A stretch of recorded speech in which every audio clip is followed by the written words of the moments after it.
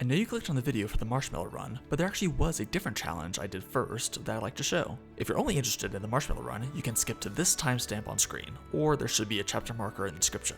With that out of the way, Peak, a game all about friendship, item management, and making it to the top of the mountain. But what happens if you're all alone and forgot to wear your cargo shorts? Welcome back to Video Games Done Badly, where today we'll see if you can peak without storing items. I mean, I've gotten all achievements and beat every ascent, so this shouldn't be too hard, right? As soon as the plane arrives at its unattended destination, I take inventory on the nearest luggage, cooking a sports drink and some trail mix over burning gasoline to get the most amount of energy possible. As I make my way up the shores, allow me to clarify what exactly the challenge is. First, this will be a solo run, no other scouts to help me up or hold onto items for me. Secondly, I cannot store any items I find. Holding them in my hands is okay, but I either have to use it then or drop it on the ground. Third, make it to the top and escape the island. Peak being the game that it is doesn't make for easy commentary, so while I'll only be showing the highlights and special moments in this video, I will link the full run down in the description. Wait, Pyrus, what are you doing? There's nothing out there, it's not worth it. And there's run 1. In my second attempt, I misjudged the distance of an adjacent rock and nearly die. After taking that much damage and depleting most of my reserve energy, I decide to get another fresh start.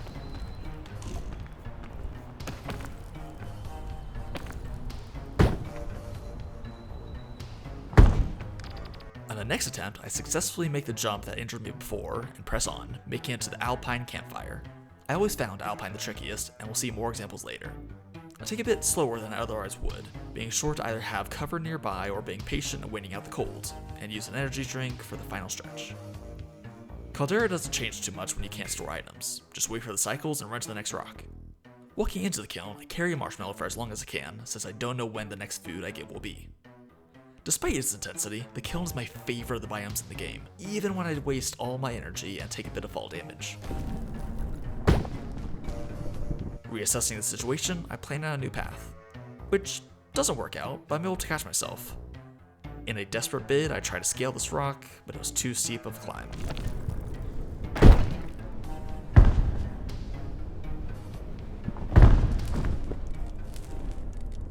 I return the next day with a renewed sense of enthusiasm and a new mountain to climb. I spent some time cooking up coconuts, one at a time, to get reserve stamina. As is to be expected, shorts was pretty easy, taking just over 6 minutes. I did use up plenty of reserve stamina at one point, but Tropics was quite bearable that day. I even found a few yellow apples to replenish my reserves. One benefit of not carrying any items is that you're not weighed down, freeing up extra stamina for just climbing. Sure, you run the risk of not having the luxury of carving out your own path using rope cannons, but there's usually a way up via only climbing. After 10 minutes, I cook up as many berries as I can at the fire and make my way into the cold.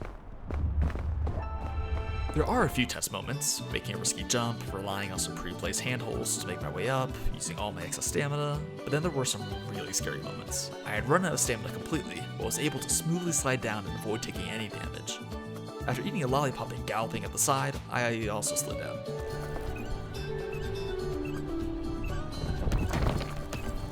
Once I stopped throwing myself at the brick wall, trying to go over it, I realized that there was a path down and around.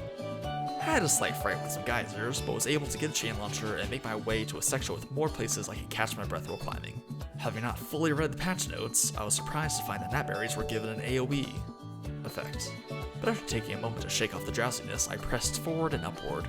Using a shelf fungus, I was able to catch my breath to make a steep climb to the bottom of the top of Alpine. And not long after, the campfire. Again, Caldera wasn't eventful, so I'll share some fun facts. The sports drink item actually cures heat in addition to providing extra stamina, so it's recommended to keep some on hand just in case. The rising and falling lava can actually cook items when holding them, but they quickly get incinerated. Alright, this is taking too long, let's just fast forward.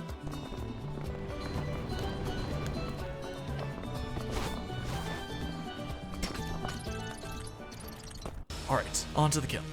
I ate as much as I could at the campfire, and decided to bring a chain launcher for a slight head start in the kiln. This is the post-nerf chain launcher, so while I can't shoot it straight vertical, I do get some use out of it. Just kidding! I chuck it off the side when I realize it won't do me any good. It took me a bit of planning, standing on the rock bridges to eye out a path, but I climbed up and up the kiln. I was a bit worried when I had used up half my reserve stamina and I was paused on this itty bitty ledge, but made it up. Ate some airline food, and used a rope cannon to climb even further. I do use the chain launcher, but find a better path. Man, these things are really not as useful in the kiln as they were. Just past that, I had to do some quick thinking on some hot rocks, and realize how bad of an idea the path was. After some backtracking, I find some more hot rocks I like better, and I'm able to get up to the next set of ledges. From here, there are plenty of ledges close enough together for me to climb even without having to use my reserve stamina. Before I knew it, I was atop the lip of the kiln. Then I made it to the peak, weighed the signal flare, and took a helicopter ride.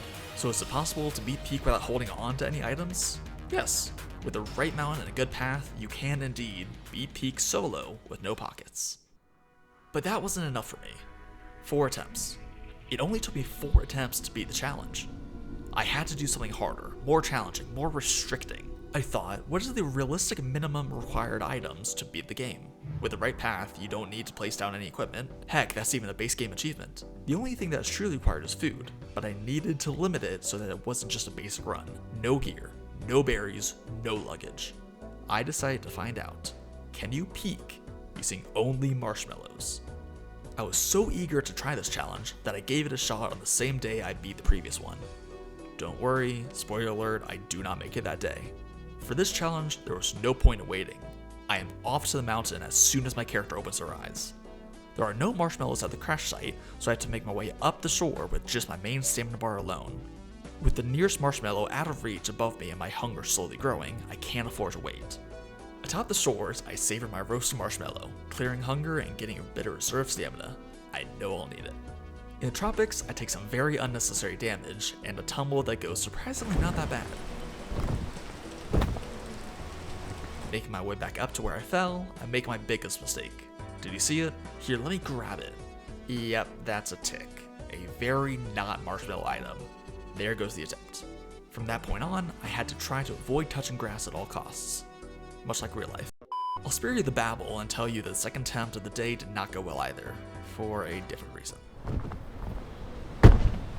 The next day, attempt 3 was dropped after I took a bit of damage early. Attempt 4 was dropped after I took a lot of damage early. Attempt 5 made it to the tropics, but I slipped and took damage, and 6 went the same way as 3. But 7 actually made it past the tropics. I was able to find just enough foot space to catch a break, climb a vine, and make my way around to a way up. For Alpine, I thought I had seen the good path up the mountain's exterior, but had misjudged the spacing. I chanced the icy inners of Alpine, and after some climbing, I could climb no further. On the next attempt, I gave the outside of the mountain another shot, but succumbed to the cold.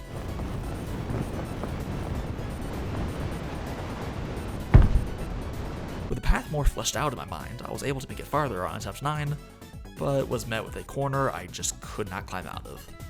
Attempt 10 marked another new day and another new mountain, but deja vu, the interior of the mountain was not forgiving. Attempt 11 was dropped after a failed desperate attempt to walk on a poison vine in the tropics.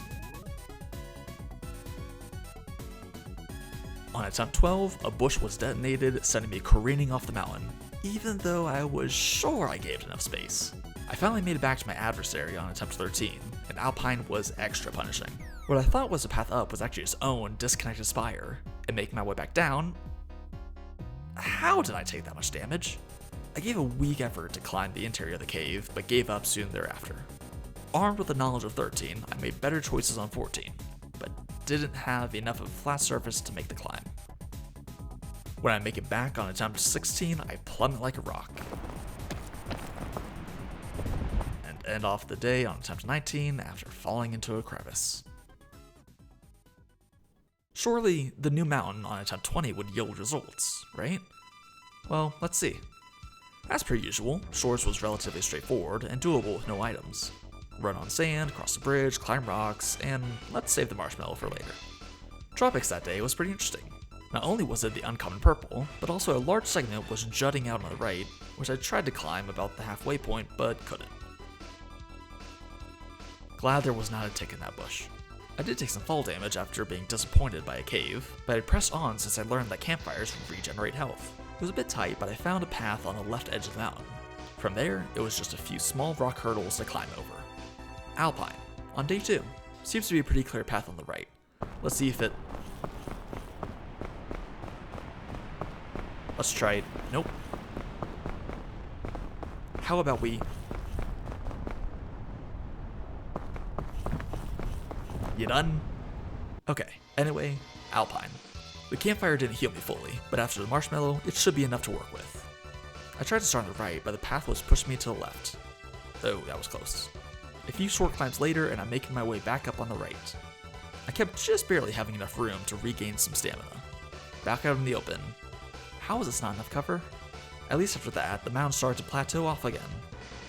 A bit. But then I saw the smoke of the campfire, and soon felt its warmth. Finally, back to Caldera, the most straightforward biome, if you'll excuse the pun. Being mostly horizontal travel and timing your sprints with the rise and fall of the lava, the challenge didn't affect Caldera all that much. So again, I'll use this as an opportunity to share some facts. While doing these runs, Marshmallow especially, it felt like I gained hunger faster with every biome. I'm not the only one who thought so either, since a friend of the channel, Spelunker, had asked me about it. While writing the script, I decided to do some testing.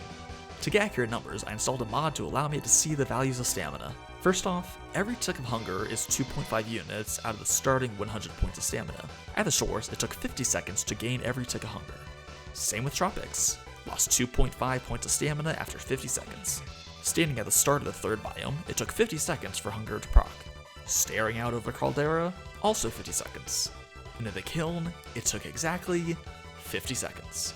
With this basic test, I was pretty sure that biome/elevation did not affect hunger, but I was so sure that I gained hunger quicker the further I went up. The next test was to see if climbing affected hunger, so I got a decent amount of reserve stamina and hugged a tree. And just as before, it took 50 seconds. From this test, I can say that it seems hunger is gained at a constant rate of 2.5 points every 50 seconds. Bonus fact, your main stamina bar and your reserve deplete at the same rate. If you're holding onto a surface and not actively climbing, it is 1 point of stamina every half second. Alright, I might have had a minor heat stroke, but I made it to the kiln. A couple hundred meters of a basically vertical climb, with nothing but a marshmallow. Despite me fumbling a bit, the first few rocks are always a pretty easy climb. Don't be afraid to change paths, even if going across the hole. Okay, just a bit of fall damage. I've had worse. I'm also not afraid of some warp rocks. I've ran across a lava field. I've conquered every biome. I've been poisoned. I've been frozen. I've been borderline starving. I can make these jumps. I can climb these rocks. No height scares me. No jump scares me. I don't even care that I have to climb upside down. I am making it to that peak. I don't need any rope. I don't need any chain. They just weigh me down. There's always a way up. You just have to find it. Marshmallows are all we need. There are no false summits, only vantage points to scout out a better path, the right path. This mountain has been nothing but unforgiving, but we don't need forgiveness. Just marshmallows and climbing. Sure, a slip here and there is inevitable, but we pick ourselves back up. We see the sky and we reach for it. Find what footholds we can and we hold on to them. And finally, we surmount the lip of the volcano and gaze upon the sunlit glory of the peak. With a few scratches and a wanting belly, we make it to the top. But these aren't marshmallows. Sure, the white ends might look like our delicious soft confectionery, but they aren't. I failed. In shame, I light the flare. In embarrassment, I board the helicopter. Is it possible to make it to the peak with only marshmallows? Yes. Is it possible to beat peak with only marshmallows? No. But that's it. Thank you for watching. And remember, even if you do fail, just be sure you did your best. It's all I can ask of you.